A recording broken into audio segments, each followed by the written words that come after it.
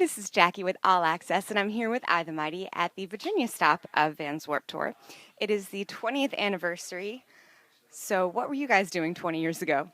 20 years ago, I think I was just starting to play music. I came from a pretty musical family, so they were, hounding me to play piano and stuff like that. So I did 3 years of piano and just kind of started my musical journey, if you will. That was long ago. Yeah, I was trying to play basketball and baseball, but not very well. You mentioned, just starting to play music. When was it that you realized that it's something you wanted to do for a living? Well, growing up watching my mom and the rest of my family members play music, it was kind of inspiring to watch them play and to learn from them. So it's always been something that I've always wanted to do for my entire life. I just didn't know it would be a reality until I met these guys, and they were so humble and hardworking. It's really hard. I've been playing in bands my entire life, and it's really hard to find a band, one, that you vibe, you know, creatively with. But the other hard thing is finding people that you get along with so well. So when we met up as a band, and we saw just how everything come together, that's when I knew, like, all of the years that we've all worked for music are starting to come together and become a reality. Yes.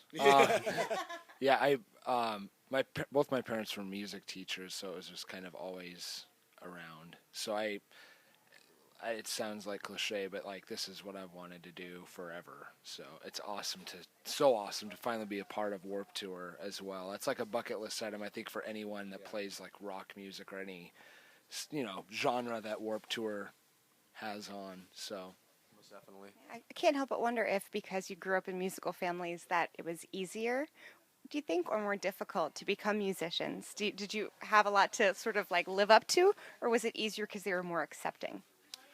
For me, it was never really a competitive vibe in my family. I still think my sister and my mother are both 10 times the musician that I'll ever be, but it was always a really encouraging environment when I was growing up. My dad, who's an auto mechanic, but played music previously, always said, "Chris, like, if you love something, just go for it, and like, don't look back." And they were always really supportive of anything that I did, whether if it didn't involve music or anything. They were always just like, if you want to do that, go for it. We're behind you 100%. So growing up in that musical family really helped me stay focused, and they kept pushing me, like, keep going for it, just keep going. Because obviously there's ups and downs in any career. So when I was at a down point and at any point of my musical journey, they were always just like, keep going, you love it, just keep going for it. So the family, if I wasn't for my mom and dad and my family, I wouldn't be doing what I'm doing. yeah, I think just kind of along those lines, it might be easier just because your family loves music as much as you do, so they know they understand it, I guess, and are super supportive of it because they're doing it as well, just in a different realm. Maybe they might not be out on tour, but they're doing it, at home, like directing concerts or teaching lessons or whatever it may be. So Well, that's good that despite what your family is doing, and it sounds like they're doing a bunch of different things, that they're still very supportive. And you mentioned that Warped is sort of a bucket list item. Do you guys prefer the outdoor concerts or the more intimate club gigs? We haven't really gotten a great opportunity to perform on awesome festivals such as this. This is kind of, we're still getting our feet wet to playing outside and stuff like that. But because we've predominantly done inside shows for the 6-year duration of our band. But being outside, it's a completely different vibe. But it's cool in the fact that the sun is shining. It may be a little warm. The stages are the stages are a little bigger, so you get to move around a little more. One thing that we do like about the club shows is how intimate it gets between the fans and us. They're just right in front of us, singing every word, and that's why we really like doing the acoustic basement, because we're doing the Kevin Says stage and the acoustic basement. So whenever we do those shows in the acoustic basement, it kind of reminds us of that club vibe when kids are just right in your face and you're singing along. So it's a really cool experience to be outside because we love nature, we love hanging out outside. So it's cool to kind of combine the best of both worlds. Agreed. Yeah, they're kind of like two completely different experiences, and so it's. Like, this is only our 10th show on Warped Tour. We're doing the second half, so we're still like pretty fresh, like Chris was saying. But it's like it's exciting knowing that there are people just walking by that probably have no idea who you are, that might hear what you're doing and like it, and you know you're always playing to an opportunity for someone new to hear you, where it might not be as much the case at a club show. Very you know, true, yeah. so. That seems to be the consensus when I ask people that question. Like, well, I do like that, inside is air conditioned and outside isn't, but we get a lot newer, a lot broader fan base. I'm not quite sure if it's this generation or what, but kids really seem to be gravitating towards music when things get tough. Yeah. But I also know that we did that growing up too. What kind of music did you listen to growing up when things got tough? I kind of grew up. My dad would listen to Led Zeppelin, the Beatles, the Who, all the classic rocks. Your dad is really cool. My dad is pretty badass. I'm not gonna lie, but also my mom is equally as badass because she's a concert pianist, and I grew up listening to Bach and Beethoven and all that fun stuff. I love my family, but can yours adopt me? Yeah, exactly.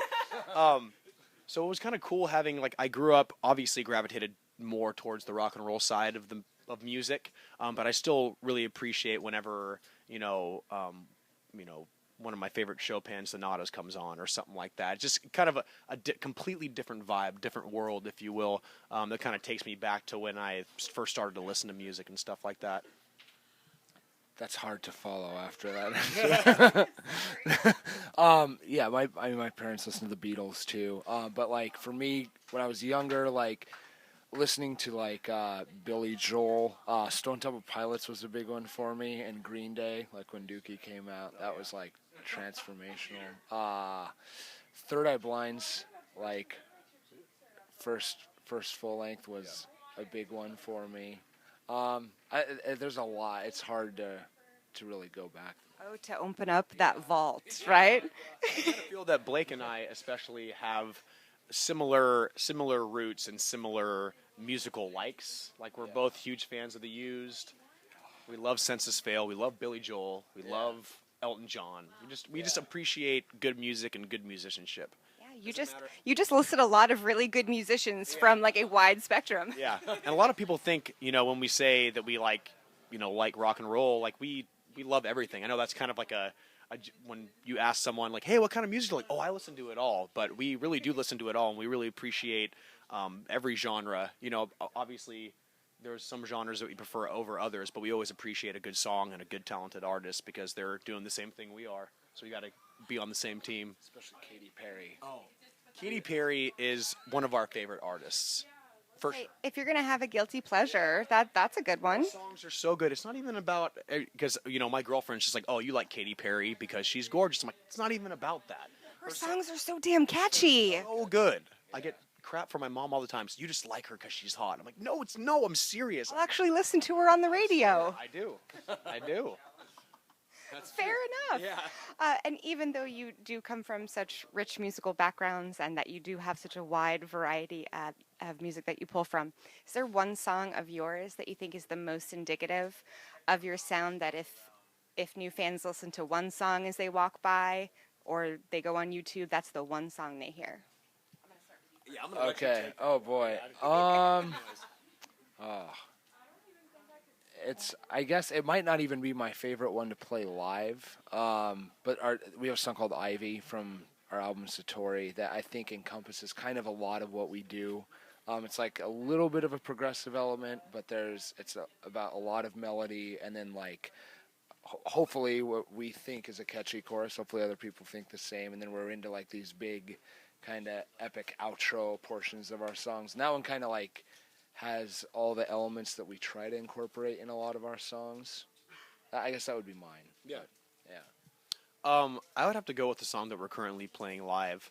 It's personally one of my favorites on our full-length Satori and also to play live. It's a song called 4-Letter Words. And to me, we're a sucker for a chorus. We love just a big sing-along chorus. That's why you like Katy Perry. That's why I like Katy Perry. She has good verses, too. Nothing wrong with that. But I just love how it's just such an emotional roller coaster. The verses get kind of intimate, then the pre-chorus is heavy, and then the chorus is big and anthemic, and then you have this kind of crazy, heavy, bridge. It's cool. Like I think it kind of like spans the spectrum of what we do as a band. Your genre and several others, I would call them warped genres, to be fair, are sort of getting oversaturated. How do you make sure that you stand out and leave an impression with fans? Huh. I, Go ahead, Blakey.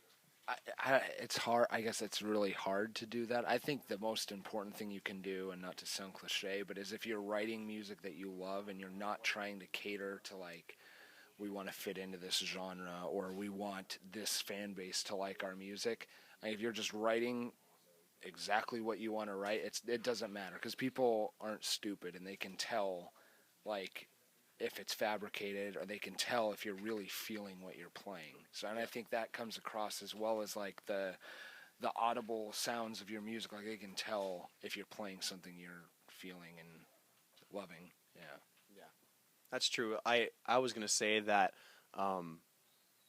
what kind of makes our songwriting process unique is that we all have different backgrounds, all have different musical styles. Like our lead singer Brent's really into singer-songwriter stuff. Our lead guitar player Ian has a classic rock vibe, but he loves like, Blink-182 and the Matches, which is a hometown band of ours, and stuff like that. So he kind of brings that punk rock vibe, and Blake likes a lot of like progressive, harder music and stuff like that. So whenever we write, we kind of just write whatever comes out of us, and like he said, not really fabricate a song or an idea to what the way the industry's swaying or what's popular at that time, because ultimately we want fans to love what we write, but we also want to love what we write as well. So in saying that, we kind of have to stay true to our roots and what we want our band to sound like, rather than like cater to anything that's out right now.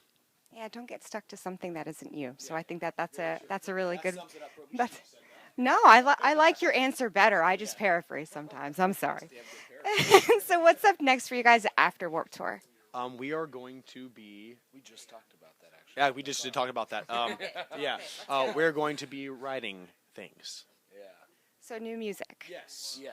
It'll be a while, like a long ways down the road, but we're gonna most likely be writing like after we get home from Warped Tour. We might be doing a little bit of touring in the fall, but for sure we'll be doing a lot of writing. So. Well, stay tuned for more from I the Mighty. This is Jackie. Thanks to All Access and In the Key of Change.